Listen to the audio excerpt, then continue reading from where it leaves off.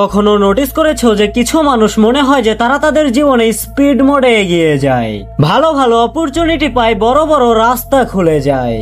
আর কিছু মানুষ তারা তাদের জীবনে যতই মেহনত করুক না কেন, তাদের জীবনে শুধু লোডিং লোডিং আর লোডিংই দেখাইতে থাকে। আসলে কেন হয় এমনটা? তারা কি 10 জনের লাখ একাই নিয়ে জন্ম নিয়েছে? না, এমনটা কিছুই না। এগুলো সবকিছু একটাই রোল ফলো করে, সেটা হলো the law of cause and effect. ভাবো একটু, তোমার লাইফ কি র্যান্ডমলি চলছে? কোনো ইভেন্টস র্যান্ডমলি চলছে বা কোনো রেজাল্ট? মনে রেখো, তোমার প্রতিটা থটস, তোমার প্রতিটা চয়েস আর তোমার ছোট ছোট চয়েসেরও একটা কজ আছে। আর যেখানে কজ আছে সেইখানে ইফেক্ট থাকবেই।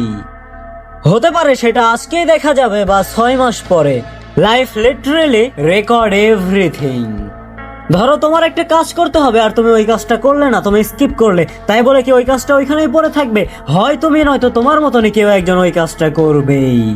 আসো একটা এক্সাম্পলের সাথে বোঝাই। একটা স্টুডেন্ট প্রতিদিনই 10 মিনিট পড়াশোনা করে, শুধুই 10 মিনিট। একদিনে কোনো তফাৎ বোঝা যাবে না, 10 দিনেও কোনো তফাৎ বোঝা যাবে না, কিন্তু 6 মাস পরে তার কনফিডেন্স, তার ক্ল্যারিটি আর তার লেভেল সবকিছুই আপ হয়ে যাবে। Because 10 minutes was a cause and transformation was the effect.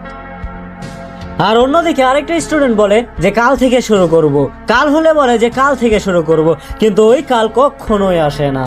সে শুধুই পোস্টপোন করে আর ভিডিওর পরে ভিডিও দেখতে দেখতে সে শুধুই গিল্ড বিল্ড করে। তার কজ সিম্পল ছিল, ডিলে, আর তার এফেক্ট হলো রিগ্রেট। লাইফ অনেক সিম্পল, শুধু আমরাই কমপ্লিকেটেড করে ফেলি। সব মানুষের জীবনে একটা প্যাটার্ন ফলো করে। তুমি বিশ্বাস করো বা না করো, তোমার অভ্যাস ইজ ইকুয়াল টু তোমার ফিউচার, তোমার চয়েসেস ইজ ইকুয়াল টু তোমার ডেস্টিনি, তোমার ডিসিপ্লিন ইজ ইকুয়াল টু তোমার সাকসেস, তোমার ইগনোরেন্স ইজ ইকুয়াল টু তোমার ফেলিয়ার।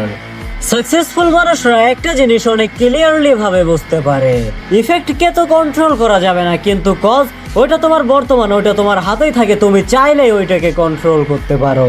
এই জন্য তারা রেজাল্টের পিছে না দৌড়ে তারা শুধু সিড সঠিক লাগাইতে জানে, কারণ ফল তো গাছে তার সময় মতনই ধরবে।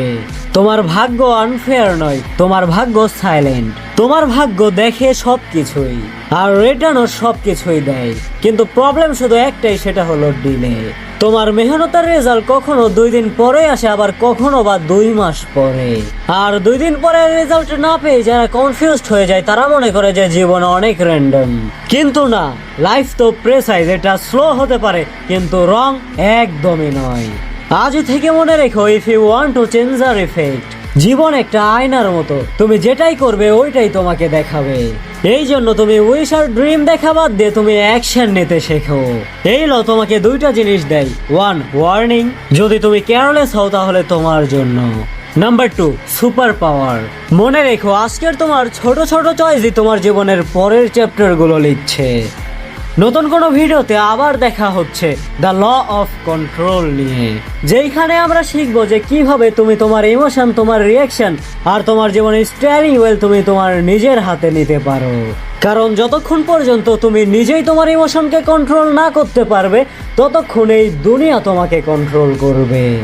এই জন্য স্যাম মোটিভেশনকে সাবস্ক্রাইব করতে ভুলো না।